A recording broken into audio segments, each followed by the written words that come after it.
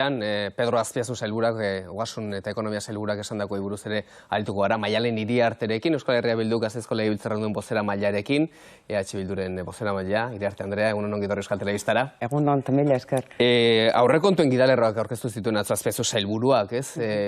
Berak esaten zuen, giro ezegonkor batean, jakin erabakiak hartzea tokatzen da, politika egintza horixe baita erabakiak hartzea, eta datuak eman zituen 2023an inoizko aurrekonturik handiena izango duela Euskal Autonomia Erkidegoko Jaurlaritzak, Eusko Jaurlaritzak, Ogasunak 400 milioi euro gehiago bildu dituztela dagoeneko Ogasunek, Europako funtsak ere badatozela, baina mezu hau izan zen, ez? Jasoko den guztia ezin da gastatu gastu arruntean. Gastu arrunteak ezin du proportzio horretan hazi, egonkortasuna eta iraunkortasuna behar ditu. Zuk ze ulertzen duzu mezu horretatik? Nik egonkortasuna eta iraunkortasuna hitz egiten denean, batez ere bizi dugun egoera honetan, gauzak hainbeste aldatzen ari diren honetan, herri honek halako erronkak dituen honetan, bi hitz horiek ematen didaten nolabaiteko prebentzioa. Hain zuzen ere iruditzen zaidalako gobernu honek eta momentu honetan ardura publikoa duen edonok batetik marketinga egiteaz aparte, Lurdes Mesek lehenago esan duen bezala, ez da, hemendik eta aurrekontu horiek indarrean jarri arte zer gertatuko diren ikustea ez da erreza. Eta izango direla aurrekontu historikoak esatea ez da notizia urtero gobernuak eta uzabera esaten duelako, baina iraunkortasuna eta egonkortasunak ematen dit beldurra. Hontan egon behar dugu, hontan jarraitu behar dugu, edo herritarrei eman behar dizkiegu beraien bizitza proiektuak garatu ahal izateko bideak ikusita egoera zaila dela eta ikusita, guztiok ere nolabaiteko korresponsabilizazioa izan beharko dugula eskuartean daukagun egoerari erantzun ahal izateko. Nik uste horren inguruan egin behar dela hausnarketa bat, eta horren inguruan hausnarketa bat egin ostean hor apuntatu dan beste kontu bat ere bai, ezta. Gobernu batek, estatu batek dituen diru sarrerak ez dira infinitoak, eta zentzu horretan Ogasunek jaso dutena kontuan ikusita, orain baino lehenago behin baina gehiagotan Euskal Herria Bilduk esan duena, baina mundu mailan zabaltzen ari den beste eztabaida bat ere mahai gainean jarri beharko genuke, hori fiskalidadearena da, eta fiskalidadearen inguruko eztabaida hori jartzea iruditzen zait garrantzitsua, beharrezkoa, aurrez aurre ditugun erronka horiekiko, eta iruditzen zait gainera, beste gai batzutan egin dugun bezala, eztabaida zabal baten osteko emaitza beharko genukela gai hori. Eredu aldaketa batetik eta bestetik zerga erreforma bat ere eskatuko dizkio Euskal Herria Bilduk urrengo negoziaketa honetan, aurreko urtean abstentziaren bidetik jozuelako Euskal Herria Bilduk, baina orain garestiago egongo da babes hori? Babesa abstentzioa gutxienez? Batez ere egongo da herritarrek zer behar dutenaren baitan.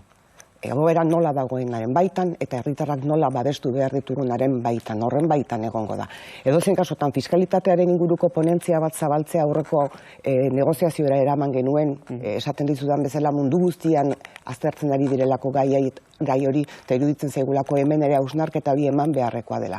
Behin eta berriro errepikatzen dut nik hezkuntza azken denbora hauetan. Uste dut hezkuntza akordioa garatu dugunean, egindako ariketa, bai adituekin, bai eragileekin egindako ariketa, oso ariketa interesgarria izan dela, eta ariketa interesgarri horretatik etorri dela akordio handi bat, ezta? Badauzkana ertz asko, badauzkana kritika batzuk, baina etorri da akordio handi bat. Uste dut, herri honentzako estrategikoak diren gaien inguruan, beste horren beste egin beharko genukeela, eta guziak, konpartituko ditugun erabakiak hartzeko gaitasuna izan beharko genukela. Badakigu gure eredu Euskal Herria Bildurena eta Alderdi Jeltzalearen adibidez ez direla bat etorriko, baina egon daitezkela erdibidekoak ere uste dut, eta pentsatu behar dugula herri bezala, estatu bezala, estatu bat ez garen arren. Udaurrekin izango da bilerarik Azpiazu sailburuarekin? Batetik oraindik guk egiten dugun lana da, eta egiten ari garen lana da, aurreko akordioaren jarraipena, aurrekontu batzuen akordioaren jarraipena ez da etetzen, eta ikusi egin behar dira, onartutakoak betetzen diren, nola betetzen diren. Nola da? Orain arte guk erabaki genuen bilera horiek pribatuan aurrera eramatea, momentu batean gobernu bozeramaileak esan egin zuen bilera hori egon egin zala, baina nik bere pribatutasunean mantendu nahi dut. Marko bat ezarria dago, eta marko horren barruan lanean ari gara, eta lanean ari gara, beti lan egin izan dugun bezala Ogasunarekin errespetua handiz, ardura handiz, eta eskuartean dauzkagun lanak aurrera ateratzeko bidean. Hezkuntza legerako oinarrien akordio hori aipatu didazu, askoren artean, eta nola baitere ideologia edo pentsamolde ezberdina dituzten artean osatutako akordioa delako, baina eztabaidak badira, eta azkena jarraipen mailan bertan ere plazaratu zuek zeuek, eta Elkarrekin Podemosek ere bai, ematen duena bezain sendo da akordio hori, ala beti egongo da kinkan zerbait, sensazio ematen duelako beti dagoela esku altxatzen duen norbait. Bueno, normala da holako prozesu batean tarteka esku altxatzen duen norbait egotea, ez da? Uste dut oinarrizko akordio garrantzitsu bat erdietsi genuela, transizio bat marraztu dezakeena, eta danak utzi ditugula gauzak albo batera, hain zuzen ere akordio hori gauzatu ahal izateko.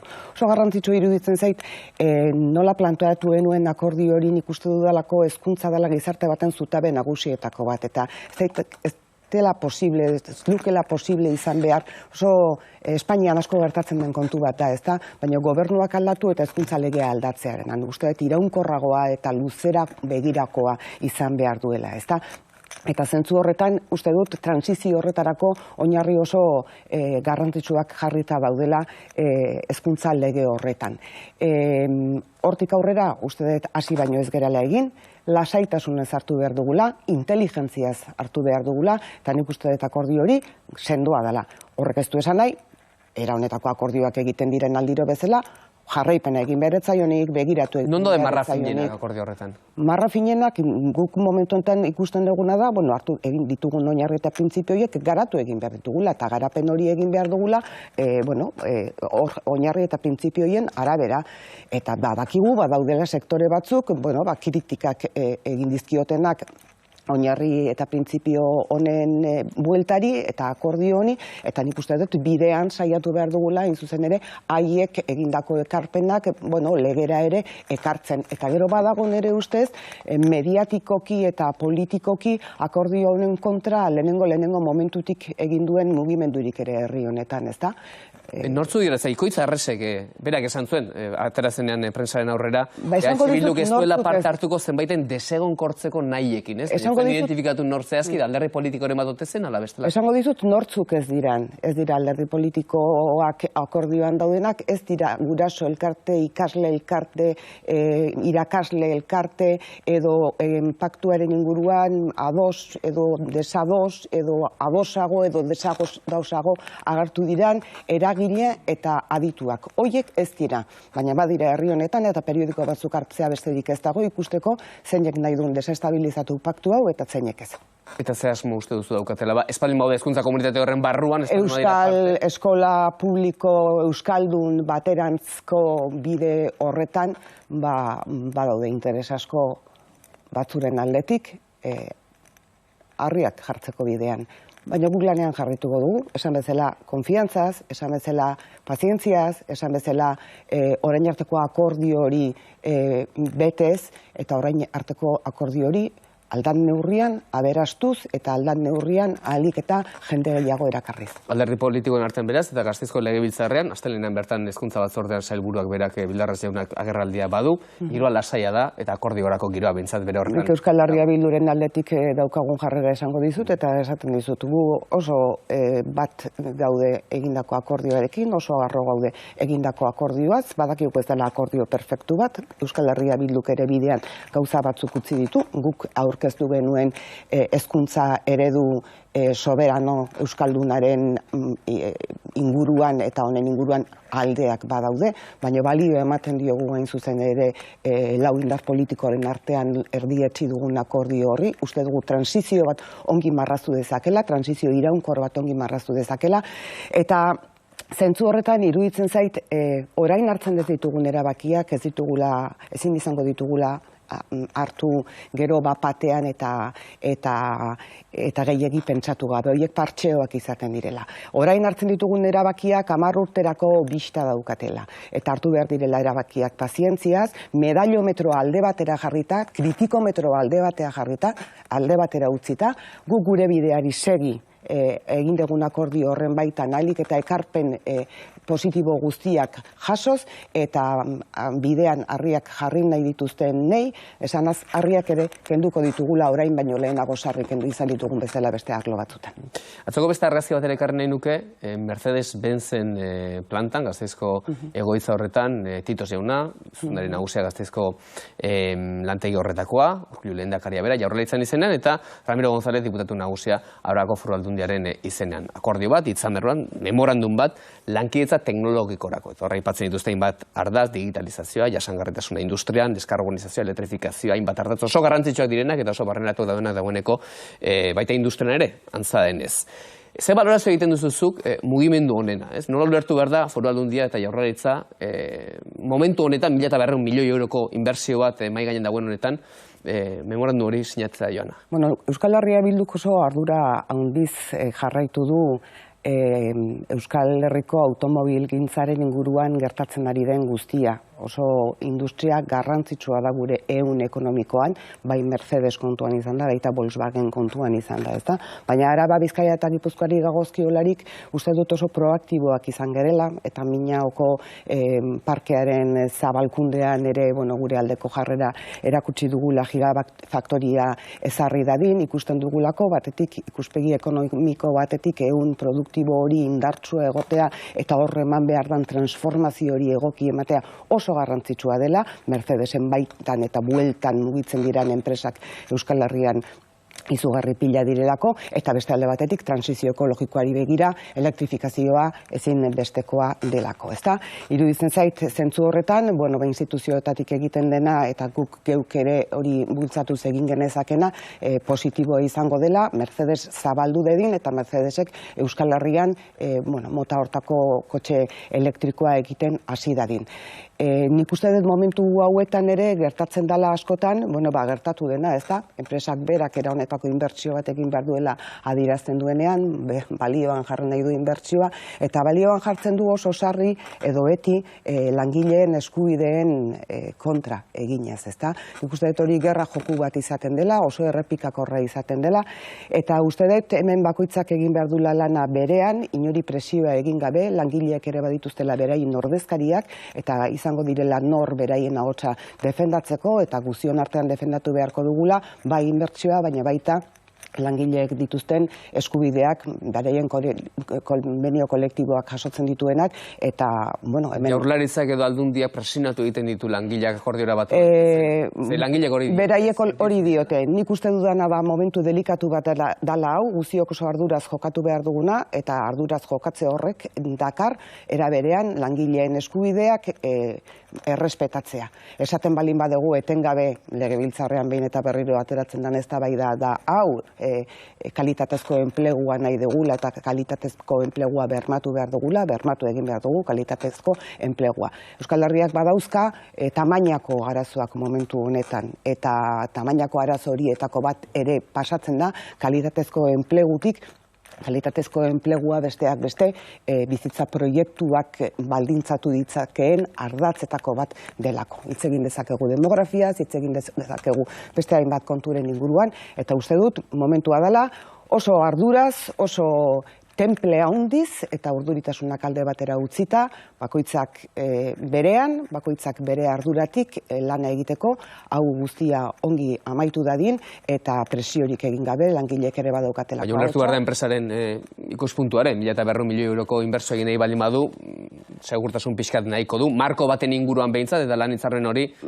ondo adostutakoa izan dadin, ez? Zentzu honetan, Jaurlaritzari zerbait eskatu bertzaio gehiago zentzu honetan? Nik ulertzen dudana da, langileak behar dituztela lan baldintza duinak, beraien konbenioaren araberakoak, eta ezin daitekeela era honetako operazio bat egiten den aldiro, pixu guzia langileen gain jarri. Beraz, bakoitzak hartu ditzala bere ardurak, aztertu dezala nola ekidin daitekeen hau, eta presiorik gabe, langileek beraien ahotsa eta beraien ordezkaria dituzte, eta ea denun artean, dagokion norabide zuzenean bultza eginez, lortzen dugun akordio garrantzitsua. Lertu behar dugu kale edo baleko egoera batean gaudela, inbertsori egiten espaldin bada agian lantegia bera ere kinkan egon litekela, beste norabe joan litekela, eta beste leku batean inbertsio egin da agian furgoneten ekoizpen hori joan litekela, gelditzen baldin bada, 20 urterako lana den bezalaxe. Hau lotu nahi nuke, bestalde, zenbait enpresaren errotzarekin dauzkagun arazo edo kezkaiturre ere izan dira, aipatu genitzake batzuk azken urteetan, Euskaltel, ITP, Siemens Gamesa bera ere, orain ataka batean egon liteke, ez dakigu zerretan nola bukatuko den kontua. Oso enpresa konkretuak aipatu dizkidazu, errotu ez diranak. Batzuk, hain zuzen ere, diru publikoz osatu genituenak eta orain ditugun erronkentzako erabateko garrantzia zutenak, Euskaltel bezala eta fondo batzuetara saldu dugunak, eta bero beste enpresa batzuk, kanpotik etorritakoak eta barbegirani atzo, makina erremintaren azokan egon itzan. Eta egia esan arro bateran itzan azoka hartatik. Aurkitu nuelako bertako jendea, hemen errotutakoa, hemen ingenioa egiten duena, hemen asmatzen duena, munduan saltzeko, munduan bikaintasun maila batean aritzeko, eta errotua dagoena eta konprometitua dagoena herri honekin. Horixe da aurkitu nuena. Orduan daukagu gehiengo oso handi bat herri honetan, oso konprometitua dagoena herri honekin, prest dagoena bere irabaziak itzultzeko, iraultzeko, langileen artean banatzeko, mozkinak beste erabatera banatzeko, eta herri honekin konpromisoa daukana, eta beste batzuk, kanpotik etortzen direlako, edo espekuladore hutsak direlako, halako konpromisorik ez daukatenak. Beraz, mi konfiantza handia daukat hemengo enpresagintzarekin, eta hemen egin ohi izan denarekin, hain zuzen ere konpromiso hori aurkitu nuelako atzo bertan azokan, ez da? Eta oso garro bateran izan goi mailako teknologia eta goi mailako ingenioa daukagulako sekula gauzak asmatzeko, txundituta. Osakidetza, azken bolada honetan ere izpide izan duguna, Sagardui sailburuak egindako adierazpen batzuen inguruan asko hitz egin da, zein ote den datorren eredu hori, ezta? Eta oposizioak eskatu bezala datorren astean agerraldira egingo du Gasteizko Legebiltzarrean. Zer galdetuko dizuzuk edo zure taldeak, agian Ubera Andrea izango delako galdera hori egiten, zer galdetuko diozue, zer eskatuko diozue sailburuari? Zer eskatuko diogun? Eskatuko dioguna da murrizketarik ez egitea, lehen arreta indartzea, lehen arretako medikuei egoera eta lanbaldintza duinak bermatzea, eskatuko diogu aurreikuspen lan bat egitea, ez partxeoak egitea, aurreikuspen lan bat egitea eta ikustea zenbat lehen arretako mediku beharko ditugun datozen urteetan, eta hori nola sustatu genezaken, eta nola sustatu genezaken unibertsitateekin harremanetan, eta agian ze urrats eman behar ditugun gure soberaniaren inguruan mirra guk antolatu ahal izateko, eta ez beste batzuk antolatu ahal izateko, eta esango diogu ez desmantelatzeko osasungintza publikoa, ez privatizatzeko osasungintza publikoa, oso arriskutsua dela hori, bi velocidadeko, bi abiaduratako gizarte bat sortu daitekeelako, ordaindu dezaketenak eta ordaindu ez dezaketenak, eta esango diogu, esan zuenaren arabera, esan egin zuela,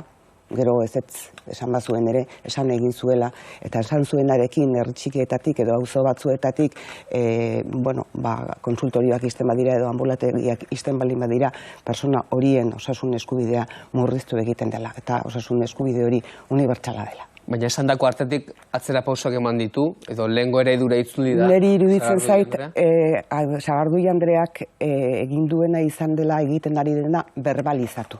Verbalizatu egin du orain arte egiten ari zena.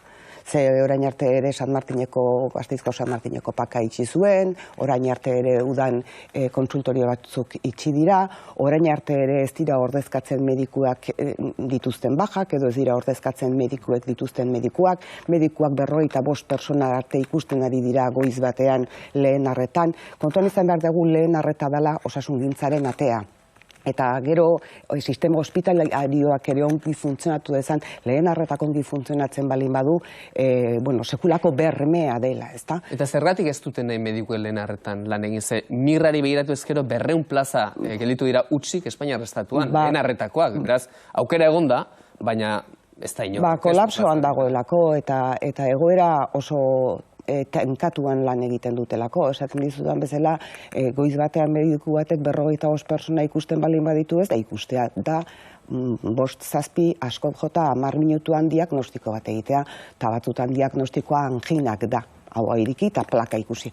Baina beste batzutan oso patologia komplikatuak izaten dituzte aurrez aurre, eta asmatu egin behar dira, eta ospitalera bidali, jendearen bizitza, jendearen osasuna dago jokoan, eta hori oso lan estresantea da, eta horri erasten balin badiozu, kidea oporretan dagonean, zuk osatu behar dezula haren kupoa, horrek esan nahi du sekulako lan pila daukazula, eta horregatik jendeak, ez du nahi, eta gero ez dalako nahikoa prestigiatzen, eta agian ez dalako nahikoa ordaintzen, beste herrialde batzuekiko alderatzen balin badugu, eta guk adibidez esaten dugu orain egoiliarrak direnei, ez da, karrera profesional bat egiteko aukera eman, kondizio egokiak eman, ez daitezela ibilik gaur hemen eta bihar beste puntako ambulategi batean, osasuna eta osasun gintza sustatzeko oso garrantzitsua da medikuak bere kupoa berak kontrolatzea eta edukitzea eta jakitea paziente baten evoluzioa ere zein izan da, ez da? Deituta duen grebak eta mobilizazioa justifikatuta daude zure ustez? Nik uste dut egoera urtarrilean bertan mai gainean jarri zutela, bai sindikatu guztiek, COVID garaian ikusi dugu ze garrantzitsua den osasun publiko indartsu bat edukitzea, ez da ezer egin hori iraultzeko, ez da epe luzera begiratzen ari Osakidetzak izango dituen jubilazioak nola beteko diren ikusteko, egin dituzten lan eskaintza publikoak ez dute osatzen momentu honetan behar dan mediko kopurua, beraz... Gehiago deitu ezin dituztela diote? Hala diote, eske guk soberania arazo handi bat daukagu, bigarren aldiz esaten dut ja elkarrizketa honetan. Batzuk aipatzen dute jateko gauzak direla jendeari inporta zaizkionak, baina jateko gauzak dira zenbat mediku eta zenbat enfermera behar ditugun, jateko gauzak dira maskarilak jarriko ditugun edo ez ditugun jarriko, jateko gauzak dira nola egingo diogun aurre transizio ekologikoari, eta ez dauzkagu erremintak. Aldiz, pertsonako inbertsiorik handiena osasungintzan Euskal Autonomia Erkidegoan dago, Espainiar estatuan behintzat, 2.000 euro inguru pertsonako edo biztanleko. Aztertu egin beharko dugu orduan, zergatik pertsonako inbertsio hori ez dan ondo itzultzen kalitatea handiagoko egoera batean. Gaizera bat aldatuta, Mikel Arana izan zen atzo ez egun gurean, Espainiako gobernuaren jokoaren antolaketarako zuzendari nagusia bera, eta intzuzen ere jokoaz eta tabernetan dauden apustu makinez galdetu zuen Mikel Aranak entzun. Tabernatan makina horiek desagertarazteko modurik ikusten duen, edo eta pensatzen duen egin daitekela, gila da Eusko Jaurlaritzak erreglamendu berria orain dela gutxi plazaratu zola, horien inguruko aldaketarik ez da egon, eta legea, nik uste Euskal Legea 1994 dela, beraz horrei igual voltatxo bat eman beharko litzaioke, eta animatzen den horren inguruko aldaketatxo bat ikia. Lege ez dakit 94koa den edo 91koa den, egia da ondoren dekretu eta ebazpen ugari izan direla, eta egia da gainera lege honen inguruan, makina hauen inguruan eta joko eta apustuen inguruan legea oso maiz aldatzen dela egoera berriei erantzun eman alizateko, teknologia berriei erantzun alizateko, eta gero badirela gainera Europako zuzentarau oso zorrotz batzuk. Gaia oso konplexua da. Dozein kasutan, Euskal Herria Bilduk bere jardun osoan eraputsi izan du behin eta berriro jokoaren inzentibazioa ez dugula inondik inora egingo, uste dugula oso jarrera murriztailea izan behar dugula eta berme neurriak hartu behar direla ere enpresa horiekiko. Ez da niretzako oso interesantea eta oso garrantzitsua da begiratzea adibidez Euskal Autonomia Erkidegoko joko eta apustuen behatokiak azkena egindako bere txostena, ez da, eta txosten horretan batez ere aipatzen du online egiten diren apustu eta jokoak zer nolako eragina daukaten, batez ere zonalde zaurgarrienetan, zonalde pobretuenetan, eta zer nolako adikzio eta zer nolako egoera sortzen dituzten. Beraz, gu beti egongo gera eskumena daukagun gaietan politika murriztaileak eta jendea babestekoak egiteko prest. Da 5 minutu udal eta foru hauteskundei buruz itzuzutelako atzo, oraindik ez dakigu alderdi izango den ala ez, baina García Danero eta Saias jaunak hor daude, UPN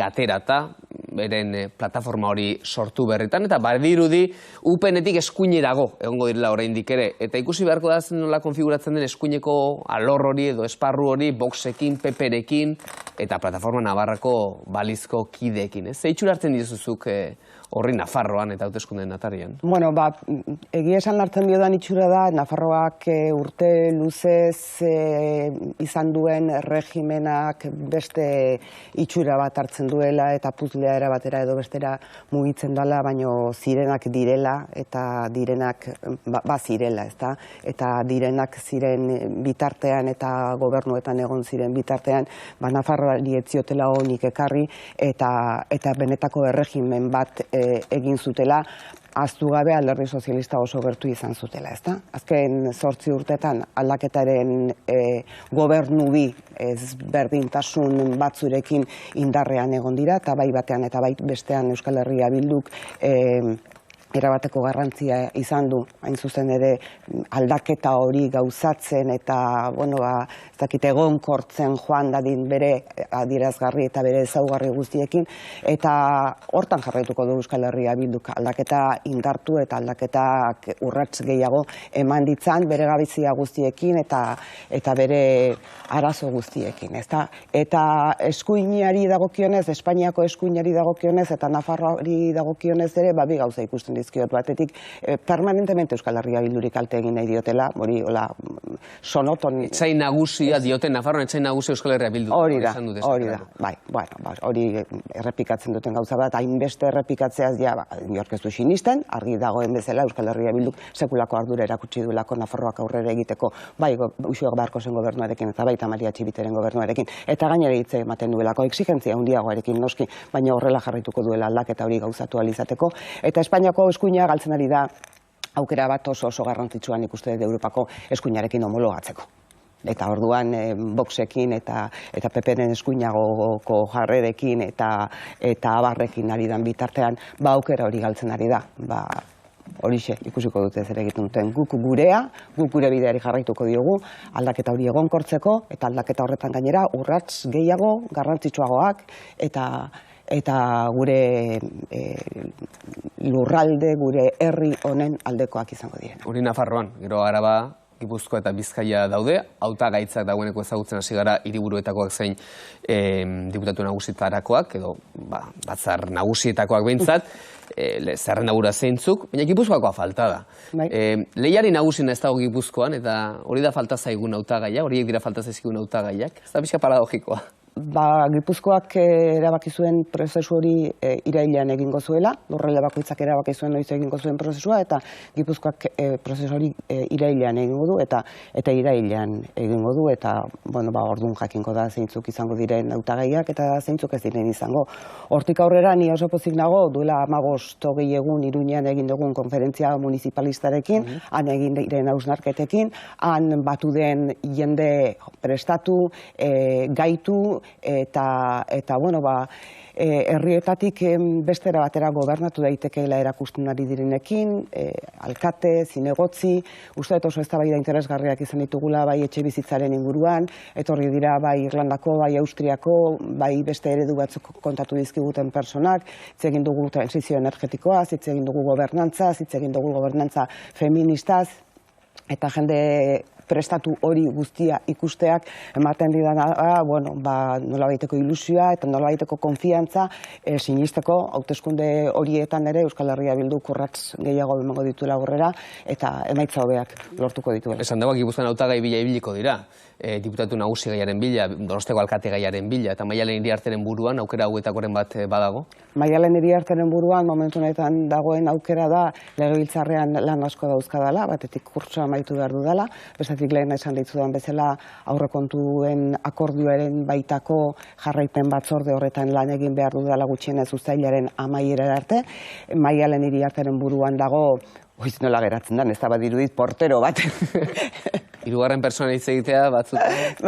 Nire buruaren baitan dago momentu honetan ere uztailaren 2 Pirineoak argiztatzera joatea gure eskuk egindako deialdiari erantzunez, Euskal Eredua martxan jarri dugu eta Euskal Eredu horren inguruan herriz herri gure militanteekin hausnarketa sakontzera joateko asmoa, badaukat dagoeneko buruan okerrezpanago irailaren 22an izango dan politika generaleko plenua, eta abuztuan egun batzuk hartu nahi nituzke, gelditu, pentsatu eta entzuteko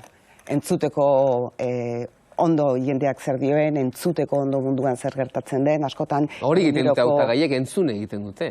Esan nahi dute, besteari aterik itxigabe ongo zara urtebete honetan, ala... Zeri aterik itxigabe? Bestelako hautagaitzaren bat, eskaintzen baldin badizute, Gipuzkoara joatea. Esaten dizudan bezala, hori momentua iristen denean erabakiko dan gauza bada, eta orain ez dago ez nire eskuartean, ez dago Gipuzkoan ere, prozesu hori hasten denean hasiko delako, eta nik nire lanera. Mañana iriarte, Euskal Herria Bilduren bozeramailea Gasteizko Legebiltzarrean estimatu dago. Euskal Telebista etorri izan, beste arte. Mila esker zuri eta aurrun arte. 10:12